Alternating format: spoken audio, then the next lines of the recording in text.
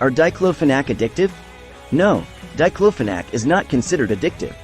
Diclofenac is a nonsteroidal anti-inflammatory drug, NSAID, that is commonly used to relieve pain and reduce inflammation.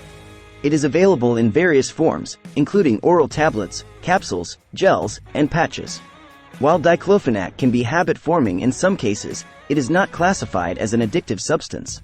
Addiction typically refers to a physical or psychological dependence on a drug, which leads to compulsive use despite negative consequences.